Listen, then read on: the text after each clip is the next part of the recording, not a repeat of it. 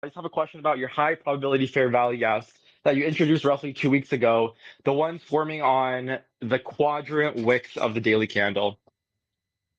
And my question around that is, it, you mentioned if there's multiple wicks, we use the largest wick.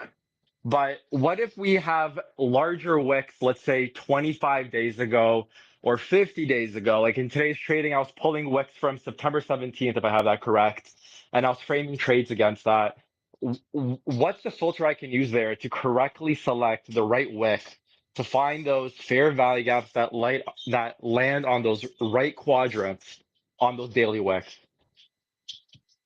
As soon as you leave the 20-day look back, your probabilities fall off precipitously down to the 60-day look back. The purest, the most cleanest ones are going to be in the last 20 days, 20 trading sessions.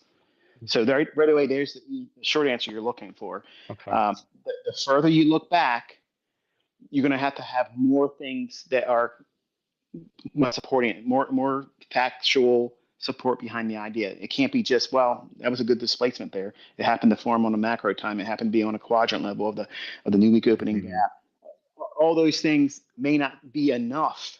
Whereas if you just have an opening range or new week opening gap or new day opening gap quadrant, and it's during a macro and a fair value gap forms and it's meeting your daily bias, that's an easy entry. You know what it's going to do. You know how it's going to function. It's going to give you something that's tradable.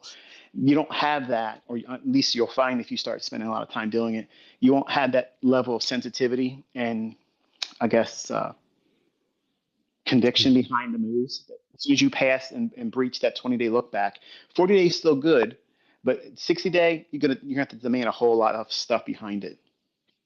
All right, okay. And I can still use those quadrants on RTH gaps, correct? It opens up, I drop the quadrants, and if a gap forms on that quadrant, would you consider that as a high probability fair value gap as well, or just on the daily wicks? So, a little bit slower and say it again, please. Sure. So let's say today we opened up with 200 RTH gap, and usually you drop quadrants on it.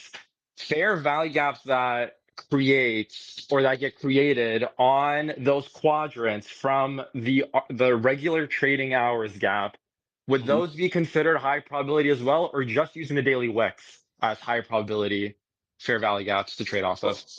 Well, obviously, the first presented fair value gap is the highest probability. The one that Hmm. forms in the first 30 minutes, midnight to 12:30, high probability. 1:30 to 2 o'clock in the morning Eastern time, that opening range for 2 o'clock's European session, that's high probability. 2:30 to 3 o'clock Eastern time for London Open, the first presented fair value gap in that run, that's high probability to 5 o'clock in the morning. It carries over into the New York Open, 7 o'clock to 10 o'clock in the morning. It's useful there. This is also Forex related to. It's not just limited to the index futures. Um, yeah. So I mean, yeah. Okay. First presentation.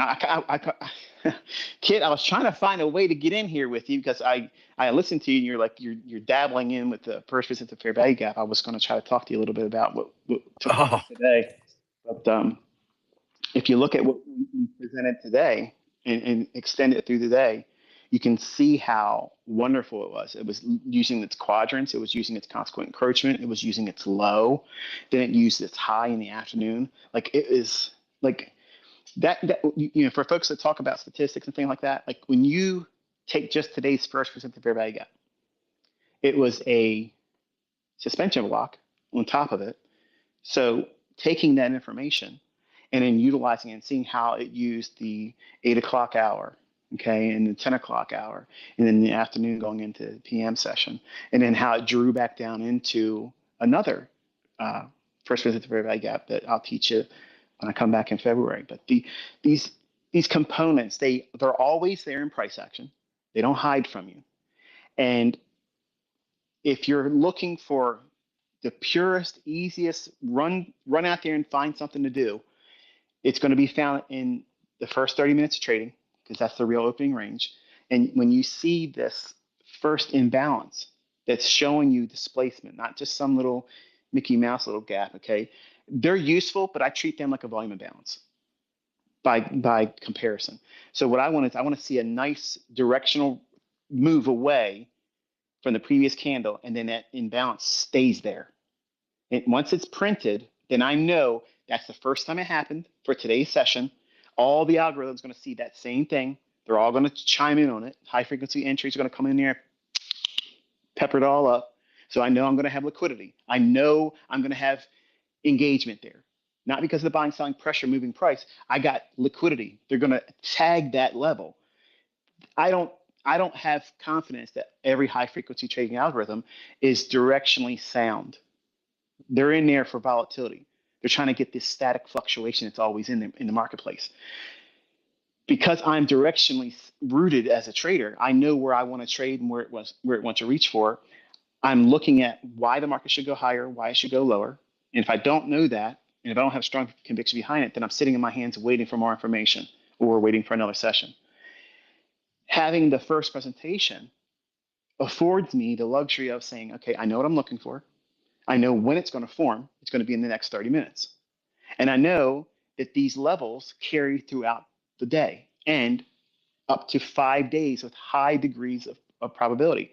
So you opened up your question with, looking for high probability fair value gaps.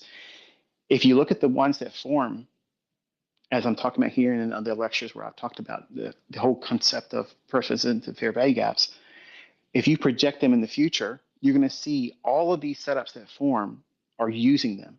They're using the consequent encroachment, the upper and lower quadrant, the highs and lows of them, and then incorporating the ideas of when we're bullish, we want to see them support the idea of staying in the upper half and not having any interest going in the lower half. So what is that promoting? It's promoting discount sensitivity. It's not allowing price to print a body down in the lower half. So those are all hallmark characteristics of a high probability fair value gap. And it's anchored and rooted to the first presentation based on the time aspect first.